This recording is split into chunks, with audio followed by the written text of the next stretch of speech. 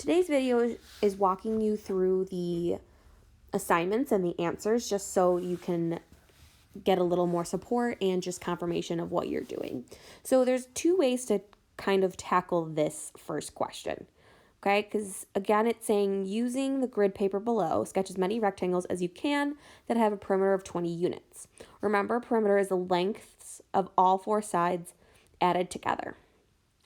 So really, you could just go ahead and start playing around and start graphing them, right? So you can just say, okay, let's try, what would happen if I did 4 by, and then, right, I think I ended up doing by, let's see, 1, 2, 3, 4, 5, 6. Okay, so that actually turned out correct, right? Because we know that 4 plus 6 gives me 10 times 2, which of course gives me 20. So this is a 4 by 6 rectangle, okay?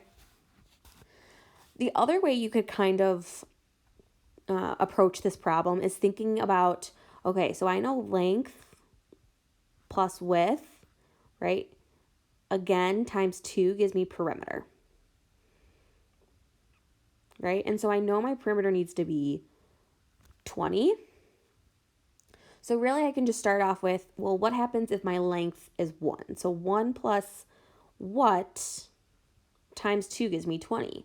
So really all I'm thinking about now is 1 plus, right, W, my width, really is going to give me 10 because I divided 2 from both sides. So you could approach this algebraically, right? So then if I know this has to be 1 plus 9 equals 10. So I know my rectangle has to be,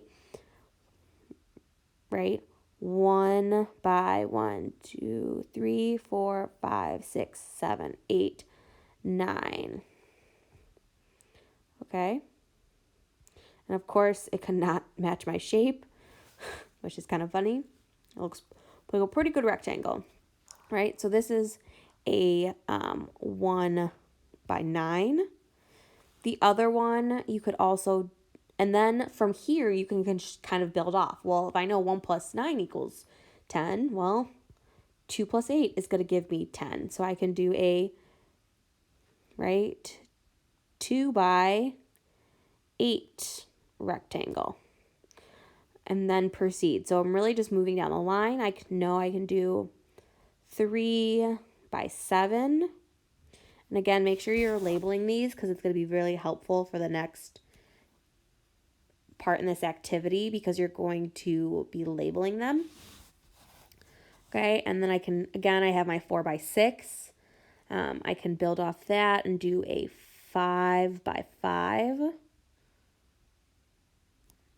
That does not look like 5 by 5, so I'm going to erase that.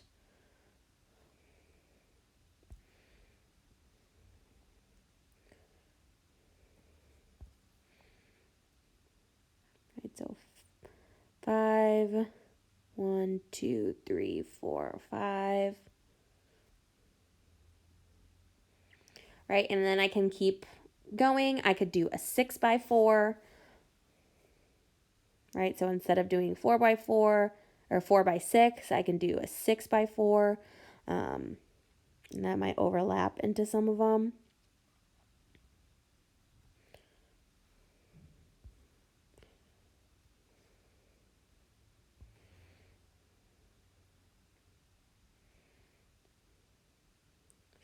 Five, 6, right? 6 by 4. And so you notice this pattern continuing, okay? And so really you can stop there. You could do halves. So you could think about what halves I could do. So you really could do 4.5 plus, or 4.5 by 5.5. So you could do 1, 2, 3, 4, and then half of it.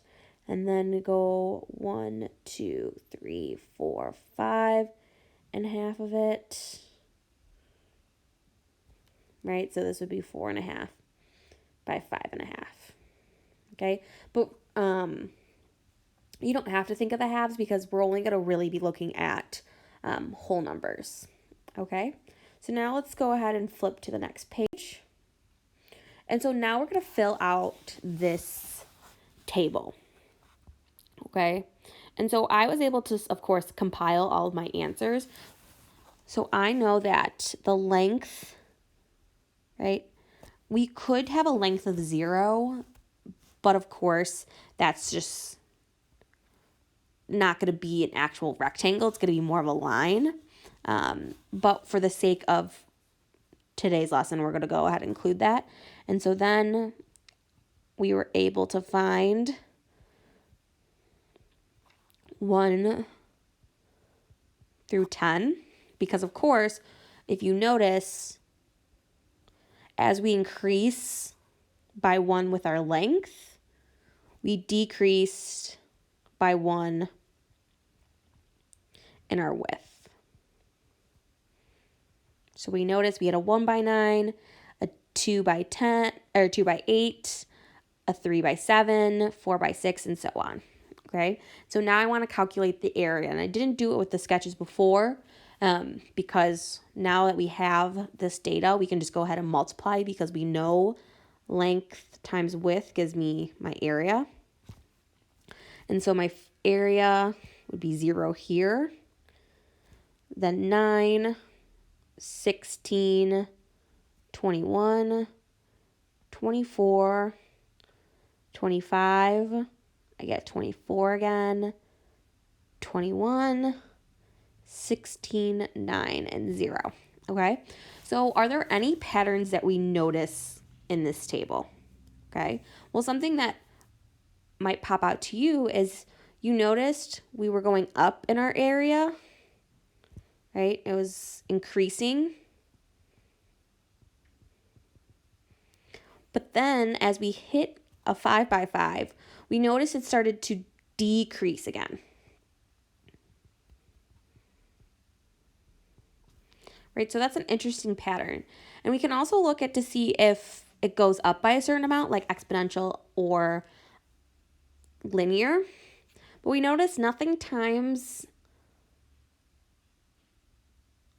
0 is going to give me 9 because we know anything times 0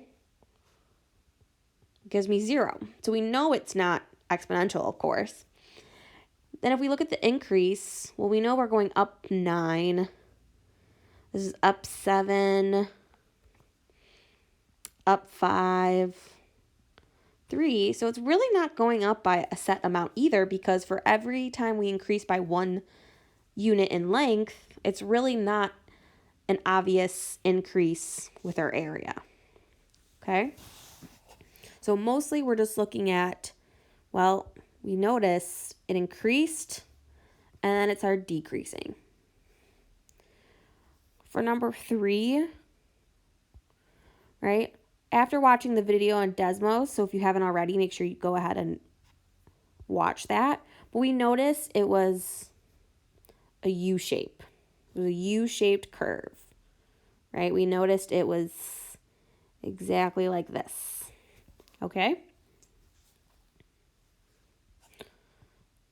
Right, and then this last point, which rectangle dimensions give me the greatest possible area? Okay, so really, looking back at our table, well, which one has the most area? Well, 25 is the greatest area we came up with. So really, that means a 5 by 5 rectangle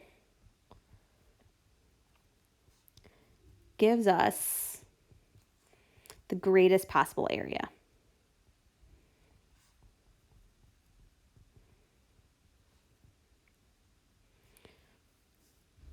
Okay? So this was just investigation 1. So it should have been a little more straightforward, but again, these videos are designed to help support you and confirm any of your ideas, since again, learning math on your own can be a little difficult.